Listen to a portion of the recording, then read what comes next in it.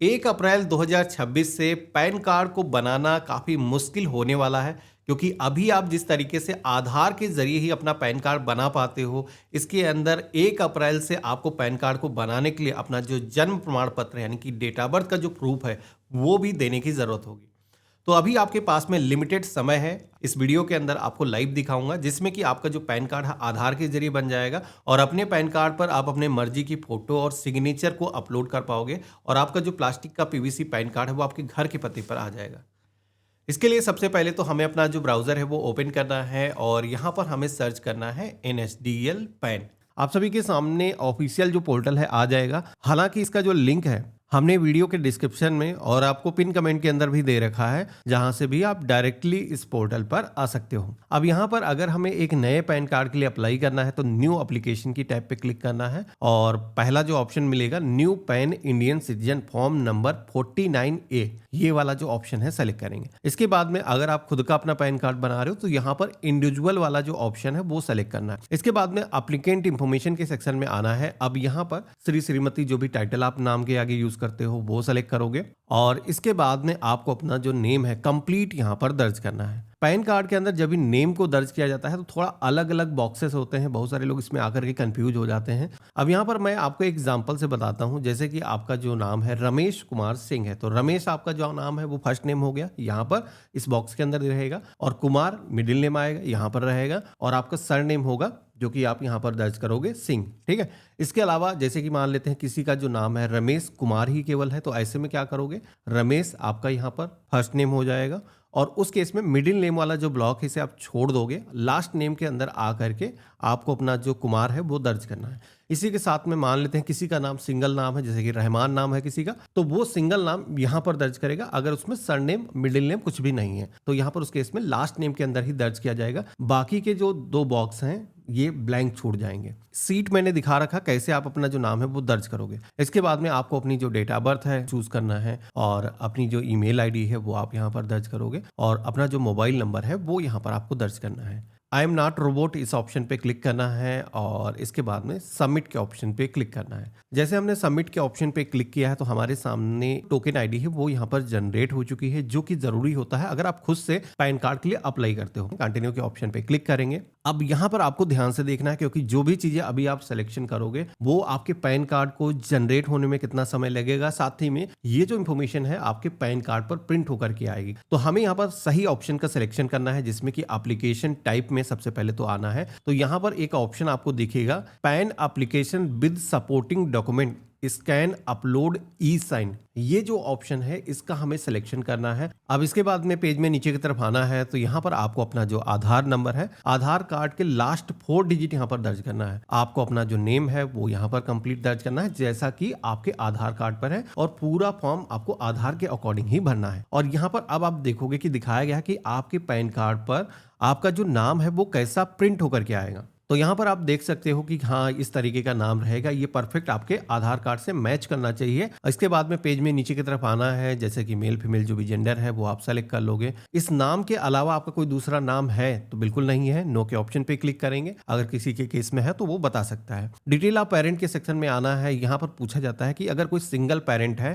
तो वो यहाँ पर अपने माता का अगर अपने पैन कार्ड पर नाम प्रिंट करना चाहता है, वैसे तो पिता का नाम आता है। एक चीज बता देता हूँ, बहुत सारे लोगों को कंफ्यूजन रहता है, खास करके मैरिड वुमेन का पैन कार्ड अगर आप बना रहे हो तो देखो यहाँ पर पैन कार्ड पर हमेशा ही पिता का नाम रहता है या फिर माता का नाम रहता है, जो भी जन्म देने वाला होता है, कभी भी पति का नाम नहीं आता है। तो ये चीज आपको ध्यान रखना है कि इस पे पिता का नाम रहेगा या फिर माता का, अगर कोई सिंगल पेरेंट है तो वो रख सकता है। तो हम यहाँ पर पिता की नाम रखना चाहते हैं तो नो के ऑप्शन पे क्लिक करेंगे और इसके बाद में सबसे पहले तो फादर का जो भी नाम है, जैसे हमने अपना नाम फिल किया था सेम उसी तरीके से फिल करेंगे। इसके बाद में आप सभी लोग किसका नाम प्रिंट करना चाहते हो तो फादर नाम चाहते हैं, हम इस ऑप्शन पे क्लिक करेंगे और नेक्स्ट की टैब पे क्लिक करेंगे। अब आप सभी के सामने अगला सेक्शन आएगा जो कि है सोर्स ऑफ इनकम का। पैन कार्ड जैसे कि आप सभी को पता है इनकम टैक्स डिपार्टमेंट जारी करता है, तो किस जरिए से आपकी इनकम होती है उसका सोर्स बताना है। तो वर्तमान में जो भी आपका सोर्स है, जैसे कि आप जॉब के अंदर हो तो सैलरी सेलेक्ट करोगे, कोई बिजनेस करते हो, किसी भी प्रोफेशन के अंदर हो तो प्रोफेशनल वाले ऑप्शन यहाँ पर दिए गए हैं, या फिर जैसे कि कोई जॉब नहीं करता है, कोई फॉर्मर है या फिर कोई स्टूडेंट है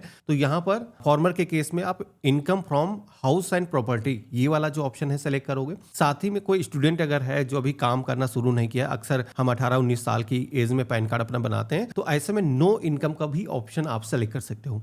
ये जो ऑप्शन है करंट सिचुएशन को पूछा जा रहा है, बाद में आपको अपडेट करने की जरूरत नहीं है। जब आपकी इनकम बढ़ेगी तो ऑटोमेटिक गवर्नमेंट को पता लग जाता है। इसके बाद में एड्रेस कम्युनिकेशन के सेक्शन में आना है, तो यहाँ पर रेसिडेंस वाला जो ऑप्शन है वो हमें सेलेक्ट करना है, क्योंकि हम आधार के जरिए ई-केवाईसी करके अपना पैन कार्ड बनाएंगे तो हमारे घर के पते पर ही हमारा जो पैन कार्ड है वो डिलीवर होगा। तो यहाँ पर हम अपना जो कंप्लीट एड्रेस है वो सबसे पहले तो हाउस नंबर, जो भी बिल्डिंग अपार्टमेंट का नाम है वो यहाँ पर दर्ज करेंगे, पोस्ट ऑफिस जो भी है, सब डिवीजन यानी कि तहसील का नाम, डिस्ट्रिक्ट का नाम यहाँ पर आ जाएगा, और कंट्री सेलेक्ट करोगे, अपने एरिया का जो पिन कोड है दर्ज करोगे। ऑफिस एड्रेस हमें दर्ज करने की जरूरत नहीं, क्योंकि हम अपना जो पैन कार्ड है वो घर के पते पर रिसीव कर रहे हैं, तो ये जो सेक्शन है मेरे केस में ब्लैंक छूट जाएगा। अब इसके बाद में आप सभी को नीचे की तरफ पेज में आना है। अगला सेक्शन आपको यहाँ पर दिखेगा जो कि है टेलीफोन नंबर, ईमेल आईडी का, जहां पर टेलीफोन नंबर आज की डेट में किसी के पास होगा नहीं, तो यहाँ पर मोबाइल नंबर हमें यहाँ पर दर्ज करना है। और एक ऑप्शन यहाँ पर दिखेगा रिप्रेजेंटेटिव एसेस वाला। ये जो ऑप्शन है उन लोगों को इसमें यस के ऑप्शन पे क्लिक करना है जो लोग 18 साल से कम है, माइनर के केस में अपना जो पैन कार्ड है वो बना रहे हैं। हम यहाँ पर नो के ऑप्शन पे क्लिक करेंगे और नेक्स्ट की टैब पे क्लिक करेंगे।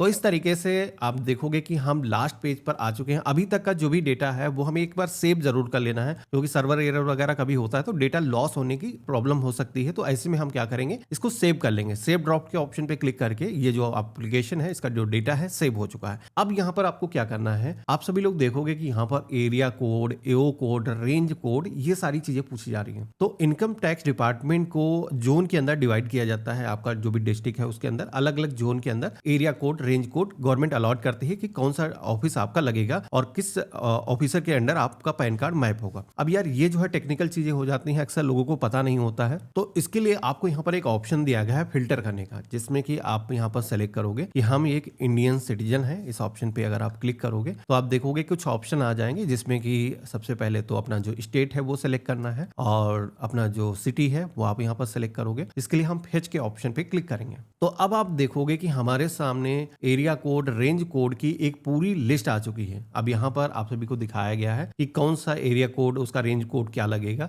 जिसमें कि अगर आप किसी मेट्रो शहर से हो तो यहाँ पर 4, 5, 6 भी एरिया कोड, रेंज कोड आ सकते हैं। यहाँ पर कई बार क्या होता है कि कुछ शहरों के नाम लिखे रहते हैं। अगर किसी को रेयर केस में समझ में नहीं आ रहा है कि कौन सा कोड हमारा लगेगा, तो ऐसे में मेन वाला एक कोड जो दिखेगा यहाँ पर, आप देखोगे कि मेरे केस में जैसे कि सीतापुर का हम अप्लाई कर रहे हैं, तो ACIT सीतापुर न्यू वाला जो ऑप्शन है ये भी हम सेलेक्ट कर सकते हैं। तो यहाँ पर आप सेलेक्ट करोगे तो देखोगे कि इसका जो एरिया कोड है, रेंज कोड है, वो ऑटोमेटिक ऊपर फिल हो चुका है। अब हमें नेक्स्ट की टैब पे क्लिक करना है। अब अगला जो सेक्शन आता है वो है डॉक्यूमेंट का, जहां पर ये जो पैन कार्ड है वो किस डॉक्यूमेंट के जरिए आप बनाना चाहते हो। तो पैन कार्ड को बनाने के लिए वैसे तो आज की डेट में अगर आपके पास में आधार कार्ड है तो मोस्टली काम उसी के जरिए हो जाते हैं। तो यहाँ पर पैन कार्ड को बनाने के लिए सबसे पहले तो आपको प्रूफ ऑफ आइडेंटिटी का एक डॉक्यूमेंट देना है। इसके अंदर कई सारे डॉक्यूमेंट के ऑप्शन मिल जाते हैं, जैसे कि ड्राइविंग लाइसेंस, पासपोर्ट, साथ ही में आर्म लाइसेंस हो गया, और इसके अलावा वोटर आईडी कार्ड अगर आपके पास में तो वो भी आप दे सकते हो। यहाँ पर आधार का भी ऑप्शन रहता है, तो अगर किसी के पास में अलग कोई डॉक्यूमेंट नहीं है तो आधार के जरिए भी आपका जो पैन कार्ड है वो बन सकता है। आधार अगर हम सेलेक्ट करते हैं तो एक ही डॉक्यूमेंट से पैन कार्ड बन भी जाता है और कोई प्रॉब्लम भी नहीं होती है। तो यहाँ पर जैसे कि हमने आधार सेलेक्ट कर दिया है, इसी के साथ में अगला सेक्शन मिलेगा प्रूफ ऑफ एड्रेस का। अब यहाँ पर आपके पास में एड्रेस प्रूफ का क्या डॉक्यूमेंट है, तो कई सारे यूटिलिटी बिल के ऑप्शन मिल जाएंगे। कुछ ऐसे डॉक्यूमेंट हैं जो कि आइडेंटिटी के तौर पर भी मान्य होते हैं, वही जो डॉक्यूमेंट है एड्रेस प्रूफ के अंदर भी आपको मिल जाते हैं, तो वो भी आप यहाँ पर दे सकते हो। बिजली, पानी, टेलीफोन का बिल दे सकते हो, बैंक की पासबुक, गैस कनेक्शन की डिटेल भी आप यहाँ पर दे सकते हो। तो मैं यहाँ पर आधार ही सेलेक्ट करूंगा। इसके बाद में डेट ऑफ बर्थ के सेक्शन में आना है। यहाँ पर अगर आपके पास में हाई स्कूल की मार्कशीट है या फिर आपका बर्थ सर्टिफिकेट है तो वो आपको यहाँ पर देना है, नहीं है तो आधार यहाँ पर भी ऑप्शन मिल जाता है, आप यहाँ पर सेलेक्ट कर सकते हो। अब इसके बाद में अगला सेक्शन मिलता है डिक्लेरेशन का, जहाँ पर 18 साल से हमारी एज ऊपर है तो हम हिमसेल्फ वाला जो ऑप्शन है वो सेलेक्ट करेंगे। अपने स्थान का जो नाम है, अपने शहर का जो नाम है वो आप दर्ज करोगे। अगर आप गाँव से हो तो अपने विलेज का नाम दर्ज करोगे। इसके बाद में आप सभी को अब अपनी जो मर्जी की फोटो है, सिग्नेचर है, यहाँ पर अपलोड करना है। एक चीज बता देता हूँ कि पैन कार्ड जब भी हम बनाते हैं तो इसके अंदर एक काफी बड़ा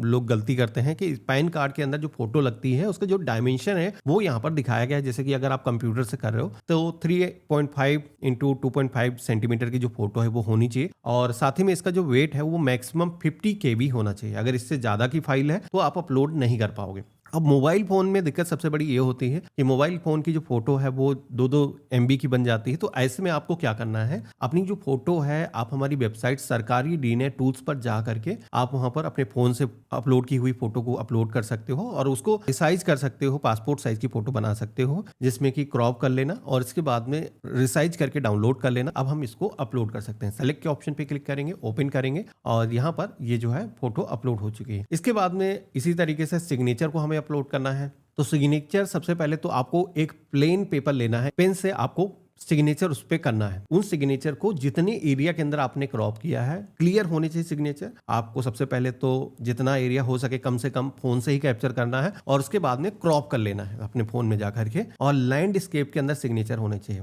ध्यान रखना है कि लैंडस्केप के अंदर सिग्नेचर होने चाहिए और जितने एरिया के अंदर सिग्नेचर है उतना एरिया ही आपको रखना है। जैसे कि मैंने बताया था कि हमारी वेबसाइट पर क्रॉप करने का ऑप्शन मिल जाता है कि आप वहां पर जा करके अपनी जो इमेज है उसको अपलोड करके सिग्नेचर का जो पार्ट है उसको क्रॉप कर सकते हो और क्रॉप करके यहाँ पर आकर के डाउनलोड करके अपलोड कर सकते हो। इसका जो साइज है वो भी रिड्यूस हो जाएगा।